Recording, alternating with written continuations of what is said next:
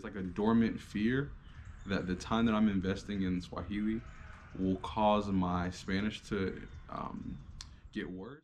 So even though I said that I was going to start learning Swahili at the start of the year 2023, I have had he tenido ganas. No, I've been really desiring starting the language learning process again from zero. I obviously like torturing myself, but yeah, I've been desiring that, and so I have started. I've been speaking. I haven't been speaking yet, but I've been learning Swahili for about 2 weeks now.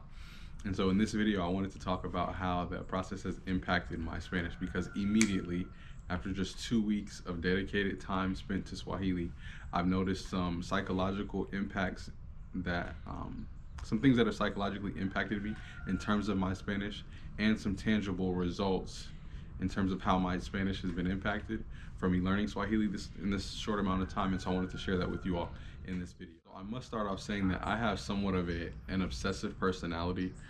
And when I say that, I don't mean that in a toxic way. I just mean that when I like something, I really like something, and I dedicate time to something. If I say I'm going to do something, I'm going to do it, and I'm going to dedicate as much time as possible to that pursuit. And so as a result of that, me dedicating time to Swahili has meant that it's pretty much taken over my life in the sense of it's taken over the free time that I've had. And so the free time that before I was using to listen to Spanish podcasts or read books in Spanish and things like that, and this limited time that I have, learning Swahili, that has been pushed to the wayside. Okay, so I want you all to keep that in mind before I actually get into how learning Swahili has impacted my Spanish. Just keep in mind what my dedication to Swahili looks like so that you can understand why it or how it's affecting my Spanish. The other thing I wanted to say here is that with me having that obsessive personality with things that I want in life, things that I like, guys, this Swahili, man, this language is beautiful, okay? And I am obsessed, okay? And I think this semi-obsession, this dedication is necessary to learn a language because I remember having the same fire when I started to learn Spanish. So before I get into how Swahili is affecting my Spanish, I just want to talk about my early experiences with the Swahili language. One thing that I noticed is that obviously Swahili is much different than English or Spanish. It's completely different. It's completely different. There are a lot of similarities, but it is completely different. But I find that I am learning with some kind of dormant confidence, if that makes any sense, because in the back of my mind, I've gone through this early stage of learning a language before, and I know that even though it seems super daunting, even though after 2 weeks I already have had desires to quote unquote quit, I know that all of those feelings are normal and they're fleeting feelings. They're gonna come and they're gonna go. But at the end of the day, I'm gonna be super proud of myself and happy that I've invested the time in learning this language. And on top of that, because of my obsession that I mentioned, I have already found movies. I think they call them bongo movies. I've already found movies that I want to understand. Music, guys. This Swahili has me running around my house, dancing to a Kenyan Afrobeat. Like it's already an obsession of sorts. And so, I just wanted to provide some context before I get into how Swahili has affected my Spanish already. It is an obsession at this point, and therefore it's taken a lot of time away from me interacting with the Spanish language outside of certain instances that I'm going to mention in this video where I'm almost forced to use Spanish. I'm going to break down how Swahili affects my Spanish in two ways. One will be the psychological impacts, and I know you're like, what are you talking about? Psychological impacts? I will explain. Les explico. But the psychological impacts, and then also the tangible impacts on how I speak the Spanish language. And so I'll start off with the psychological impacts.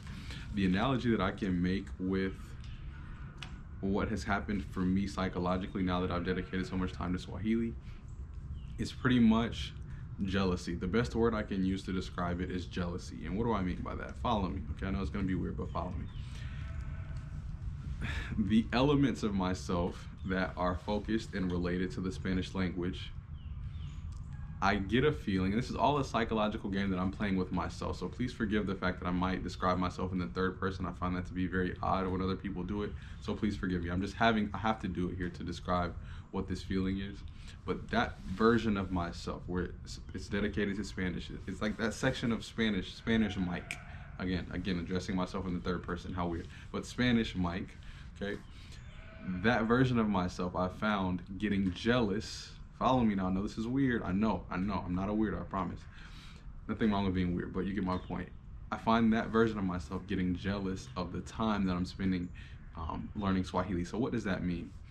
If I go an hour doing Swahili grammar exercises or trying to understand a Swahili bongo movie, or I've already started actually today taking italki lessons. If I do that, my brain wants to overcompensate just to make sure I don't lose the Spanish language, and so it wants to overcompensate, and it's like I have some kind of desire to. I don't know what that was.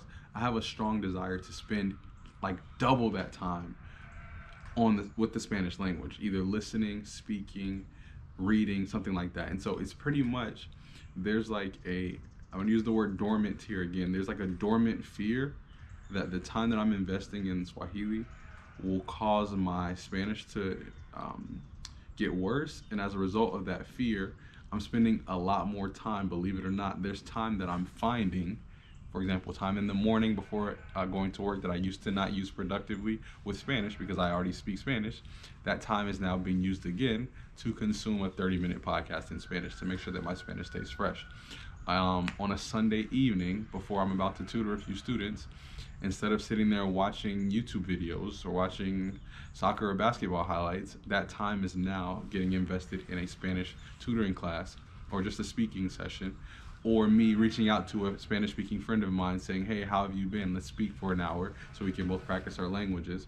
That time is being invested in that now because I'm psychologically overcompensating for the lack of time that I'm directly investing in the Spanish language, because that time is now being used to learn Swahili. So it's kind of like an internal jealousy that one language has towards the other.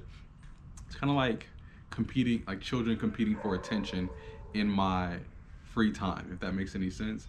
And so that's the first thing that I noticed. So again, I want to mention that all of this overcompensation that I'm describing, this a lot of the time, the time that I'm spending now, which is more time than I was before, invested in listening to Spanish, reading Spanish, I'm doing that even more. I'm finding time because there's a dormant fear of me losing my Spanish. Again, that could be a completely irrational fear, but it's a fear nonetheless.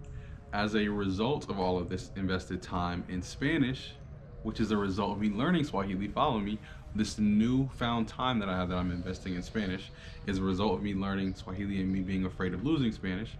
That time now I'm finding has improved my Spanish to an extent, depending on the day, okay? But I find that my Spanish has improved a little bit, okay? And I don't know what it is. I don't know if it's that phenomenon that happens, for example, with any skill. Like, I don't know if you've ever learned an instrument or if you play a sport. You can go a couple of days without playing and you come back and you're just on fire. Like, I remember when I used to play guitar, like I'd go a couple of days without playing and then my soloing skills are just there, like everything's just flowing naturally. Same thing with playing a sport. Like, you go a couple of days without playing and you get back and you're just on, like everything's just feel great. And so I don't know if that's what's happening. I don't know what it is, but I have noticed that my Spanish has improved at times.